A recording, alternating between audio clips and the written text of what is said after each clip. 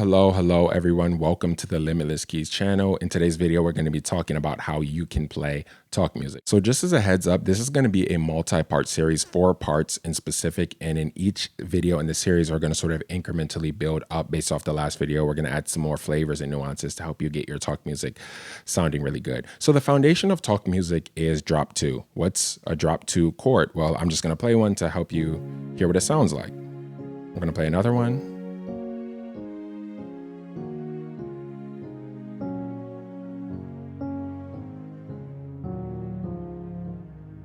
So you hear these drop 2 chords sound very nice. They sound very smooth, very airy. So what I'm going to do is show you how you can formulate drop 2 chords. Now, there's a lot of videos on drop 2, so I'm not going to spend too much time going in depth into this, but I'm just going to make this very simple. So we're going to be in the key of D flat today, or C sharp, however you want to look at it.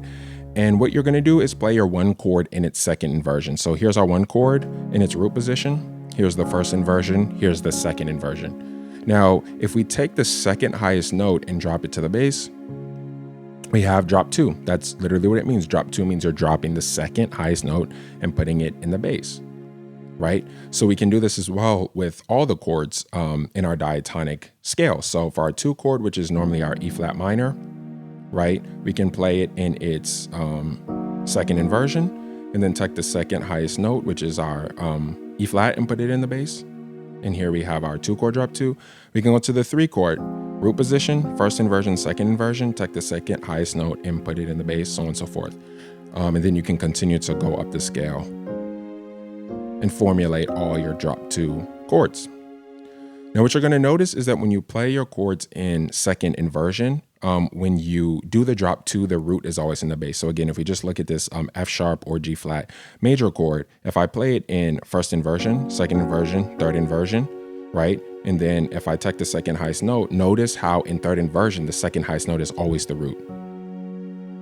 So there's a few modifications you can make to your chords to make them sound a little bit smoother, specifically for playing talk music. So what we're going to start with is the 3rd scale degree, the 6th scale degree, and the 7th scale degree. So what we can do, instead of playing our 3 chord as a minor, our 6th chord as a minor, and our 7th chord as a diminished, what we can do is make them all major chords. So how we're going to do this is, for our 3 chord, is we're going to put our 1 chord over our 3 chord. So if we notice, we have our 1 chord in its root position, and if we make that drop 2, we have like basically this 1 chord over 3 chord. So instead of having 1, 2, and then minor 3, we can have 1, 2, and 1 over 3. Right now, when we go up the scale, we have our 4, 5, and our 6 is normally minor. But what we can do is play a 4 over 6. So we're going to put our 4 chord over our 6 chord. Or we can put our 4 chord in its root position and drop the second highest note, drop 2, and we have a 4 over 6. So again, instead of, we have, right? And for our 7 chord, we can do 5 over 7. So what we're going to do is put our 5 chord over our 7 scale degree. And again, if we drop the second highest note, we're putting in the bass, right? It's our root position 5 chord played as a drop 2, taking the second highest note and putting it in the bass and coming back to our 1. So instead of our scale sounding like, right, this is our normal diatonic scale, we can still play chords which are diatonic, meaning they're all in the key, but we're making some modifications to those minor chords and making them major.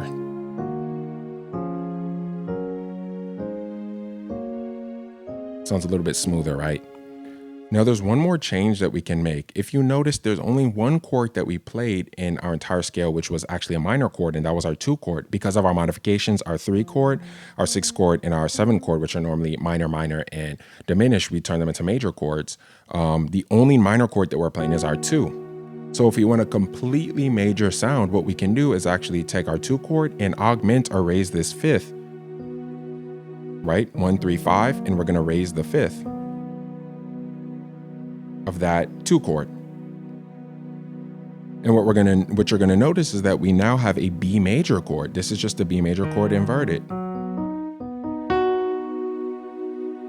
So our 2 chord, instead of playing E minor, E flat minor, excuse me, we can play a B major chord. So instead of having this sound, we can do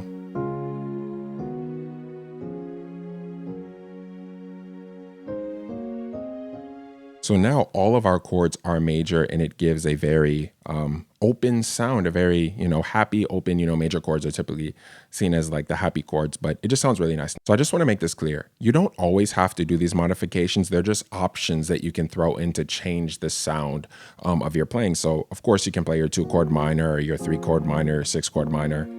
7-chord, half diminish doesn't typically sound good unless you're doing a 2-5-1. So I would recommend, if anytime you're playing your 7 chord, to really make it a 5/7. But for your 2-chord, your 3-chord, and your 6-chord, you have options. You have those options, right, to go between the minor or the major chord. So now that we laid that foundation, you're pretty much on your way to be able to play talk music. What I'm going to show you next is the way that you can begin practicing your diatonic drop 2 chords. Now, not necessarily diatonic if you're going to use this one, obviously, because this is B major, which is our flat 7, which is not diatonic, but how you can use these chords, which I've shown you, to start playing talk music or get that talk music sound. So a lot of times when I see talk music videos taught, a lot of times, people give recommended progressions or like kind of numbers to use or recommended movements to use. And it's not that I'm against that. I think that's very helpful, but you may find yourself a little limited when you just watch videos when they tell you, oh, play these numbers or voice it like this, because you start thinking about talk music like it's a song. But the thing about talk music is that it's very random.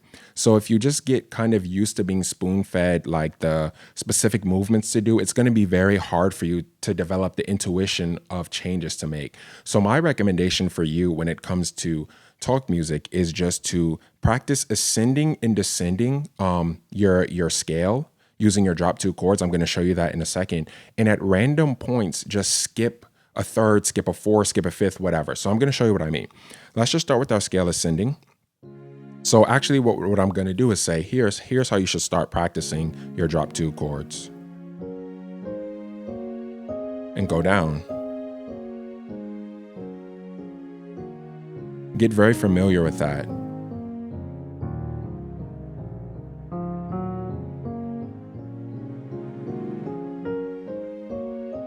You want to get very comfortable doing that.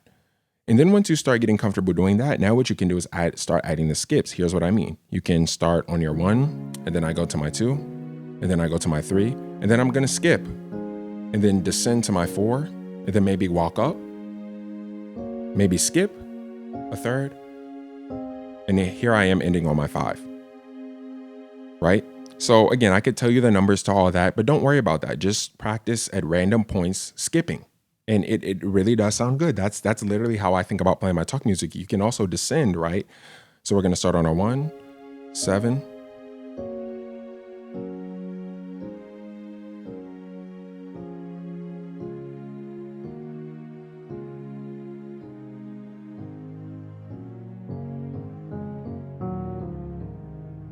Right, so of course I sped that up a little bit at the end, but what you're seeing is that I'm just kind of either ascending or descending and then skipping whenever I want. So I'm just going to do maybe 1 or 2 more kind of ways that you can go about this. Another thing that you can do is just kind of go up in thirds and then jump down. So what I mean by that is go a third, jump down, go a third, jump down, go a third, jump down, go a third, jump down. And then just random. You don't have to follow that pattern continually. You can start going down.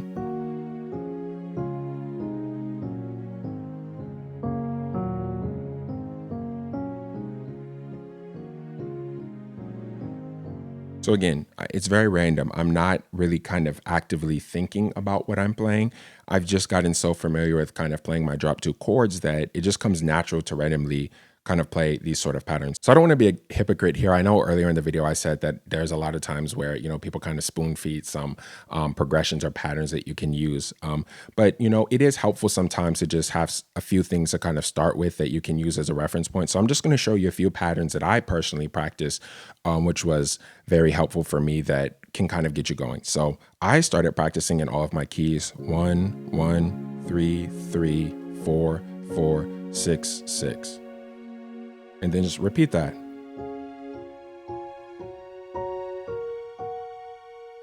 And then that's one pattern. Or you can go.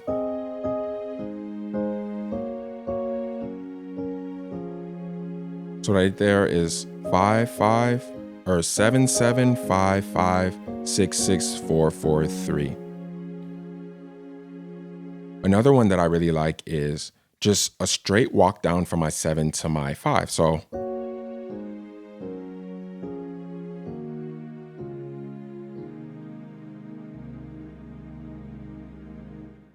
maybe I'll just do one more. So kind of like doing 6, 3, 4, 2, 1, 7.